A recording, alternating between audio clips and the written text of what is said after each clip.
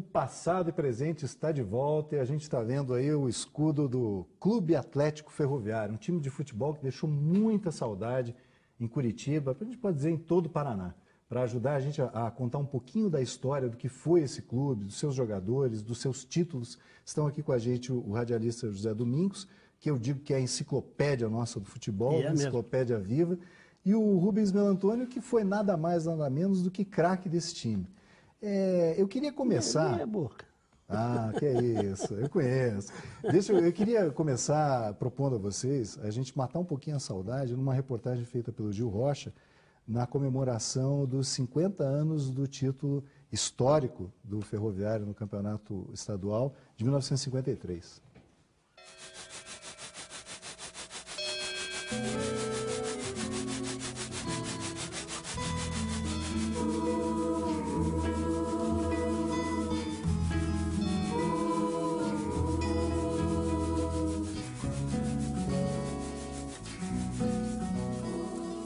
Espetáculo, é emocionante.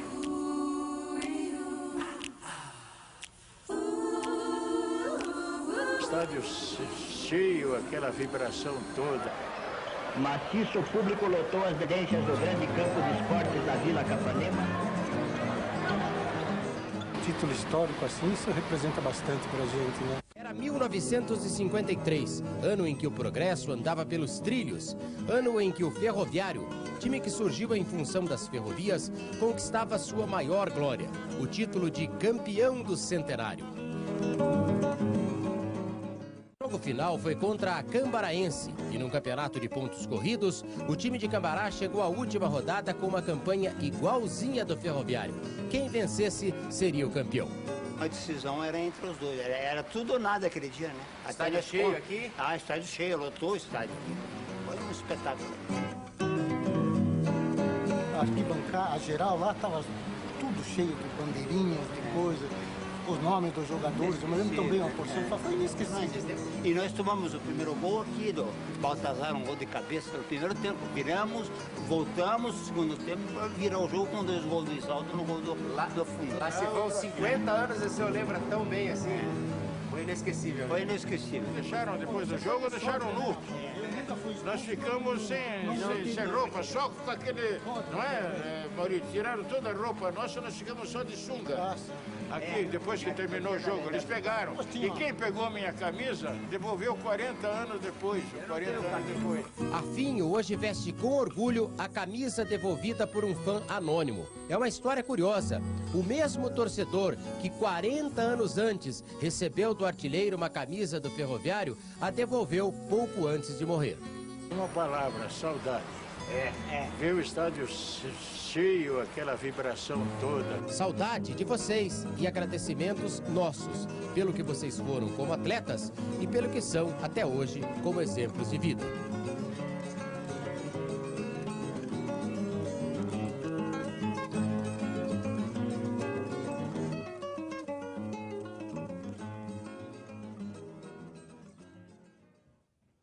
Bonito, né?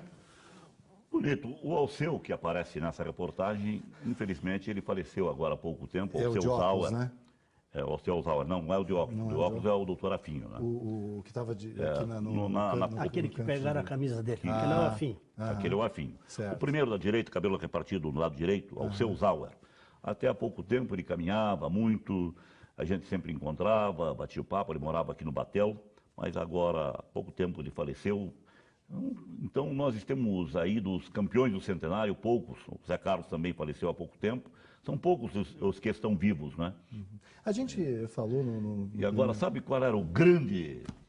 Isso foi no fundo da minha alma, quando o Ferroviário foi campeão em 53, que eu disse que foi o primeiro jogo que eu fui assistir lá do Dorival Brito, vindo de Castro, né? E um grito, o Rubens Melantônio vai se arrepiar com isso. É Boca, é Boca, é Boca Negra. O Ferroviário era conhecido como Boca Negra, o time popular, o time do pessoal dos bairros, das favelas, né? Era o time do povo, o Clube Atlético Ferroviário.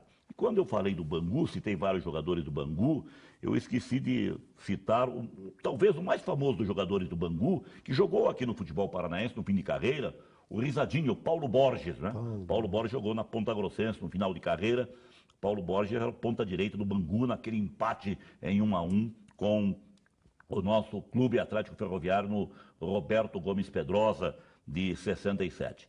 E nos anos de 65 e 66, o Ferroviário teve grandes jogadores, entre eles um jogador chamado Paulo Vecchio, que depois ele fez parte, talvez, ou com toda certeza, da maior transação de jogadores do futebol do Paraná. Paulo Vecchio veio do Londrina, ele começou no Internacional, jogou no São Paulo, do São Paulo para o Londrina, do Londrina para o Ferroviário em 64. Em 64, o ano mais triste da história do Ferroviário. O Ferroviário ficou em último lugar no Campeonato Paranaense. E no ano seguinte, Hipólito Arzua assumiu a presidência e o Ferroviário deu um salto de qualidade, foi campeão e bicampeão. E o Paulo Vecchio veio naquela época. Em 67, o Paulo Vecchio foi para o Metropol, uma equipe de Santa Catarina, que foi o mais famoso time de futebol de Santa Catarina naquela época. Disputou a Copa do Brasil, chegou perto do título. E o Metropol tinha um timaço. E o Paulo Vecchio e o Antenor, que era um lateral direito do Ferroviário, foram para o Metropol e vieram do Metropol, em troca dos dois, 7 jogadores. Entre eles, um rapaz chamado Carlos Roberto Ferreira, o Madureira, que agora, recentemente, fez 70 anos de idade, mora no Rio de Janeiro, ainda continua lidando com futebol, coordenando escolinhas, e ele se tornou, talvez, o maior ídolo dos últimos tempos do Ferroviário, porque o Ferroviário desapareceu em 1971, na fusão com Britânia e Palestra Itália. A gente está falando aqui de Dorival de Brito, Vila Capanema. Era ali que vocês jogavam, né? Era ali. Era o estádio do Ferroviário. O estádio do Ferroviário foi palco da Copa do Mundo. De 50. Exatamente, 1950. Começou a construção em Era 47. Era um espetáculo naquela época. Era e continua sendo. Temos imagens disso também, já mostramos aqui, por conta dos 50 anos da RPC TV.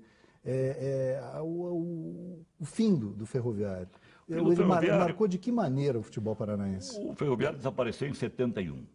Acontece que o clube começou a passar por uma série de dificuldades e houve quem propugnasse pela fusão. Outros queriam apenas uma agregação de patrimônio, porque o Ferroviário, que era o time popular, o Ferroviário é que tinha torcida, o Britânia e o Palestra Itália, o Palestra já tinha parado de jogar futebol, o Britânia estava em fim e nunca tiveram torcida, nunca.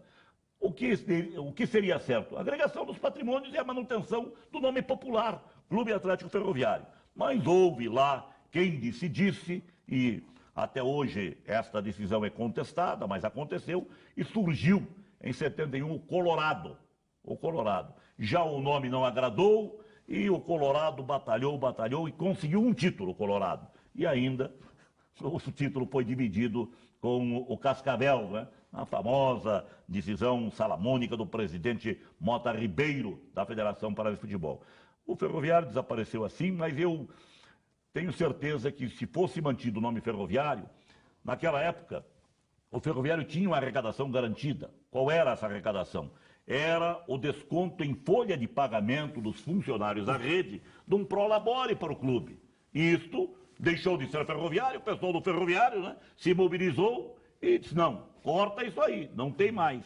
E daí veio o Colorado, infelizmente o Colorado não correspondeu à expectativa, não manteve a mesma torcida, e na sequência houve a fusão Colorado e Pinheiro, surgindo o hoje Paraná Clube. Rubens, qual é a maior lembrança, a lembrança mais bonita que você tem do período em que você jogou nesse clube? Eu tenho diversas lembranças.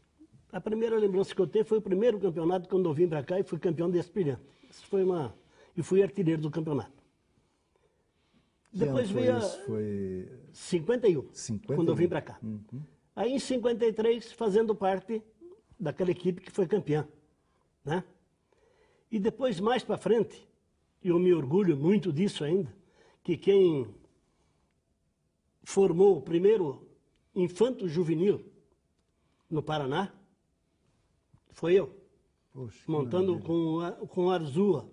Fiz uma proposta ao Arzua, o Arzua gostou, mandou fazer um jogo amistoso, e dali mostrou que o time era bom, e o trabalho... Pelo Ferroviário. Pelo Ferroviário ainda, né? E depois passou para Colorado e veio embora até agora. É um detalhe importante do Rubens, é bom citar, que o Rubens até hoje é conselheiro do Paraná, ele veio desde o Ferroviário. Ele foi o homem que revolucionou o hoje chamado futebol de base, porque naquele tempo era o juvenil, só tinha o juvenil, era o juvenil. Hoje tem os juniores, tem infanto juvenil, tem várias categorias. Só não tem uma categoria que era necessária, que era o aspirante. É, o aspirante que acabaram, né? Acabaram com o aspirante. Mas o Belo Antônio, ele faz parte também deste lado importante do Ferroviário, ele, o seu Alberto Parolin, o Lara, não é? Para encerrar, qual é o maior legado que você acha que o Ferroviário deixou para o futebol do Paraná? Deixou um legado de uma história bonita, feita por homens dedicados, por grandes esportistas e pela passagem de jogadores extraordinários.